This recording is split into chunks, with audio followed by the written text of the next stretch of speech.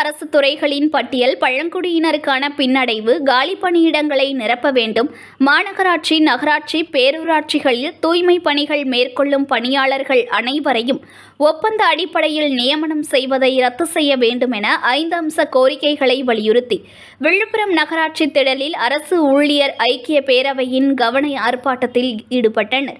விழுப்புரம் புதிய பேருந்து நிலையம் அருகில் உள்ள நகராட்சி திடலில் விசிகாவின் அரசு ஊழியர் ஐக்கிய பேரவையின் மூலம் 5 அம்ச கோரிக்கைகளான பட்டியல் பழங்குடியின வகுப்பு அரசு பணியாளர்கள் பதவி உயர்வில் இடஒதுக்கீடு பெற இந்திய அரசமைப்பு சட்டப்பிரிவு 16A பயன்படுத்தி சட்டமன்றத்தில் சிறப்பு தீர்மானம் மூலம் தனிச்சட்டம் இயற்ற வேண்டும் என்றும், தமிழக அரசு துறைகளின் பட்டியல் பழங்குடியினருக்கான பின்னடைவு, காலி பணியிடங்களை நிரப்ப வேண்டும். மாநகராட்சி, நகராட்சி, பேரூராட்சிகளில் தூய்மை பணிகள் மேற்கொள்ளும் பணியாளர்கள் அனைவரையும் ஒப்பந்த அடிப்படையில் நியமனம் திட்டத்தை ரத்து செய்ய வேண்டும் என கவன ஆர்ப்பாட்டத்தில் ஈடுபட்டனர்.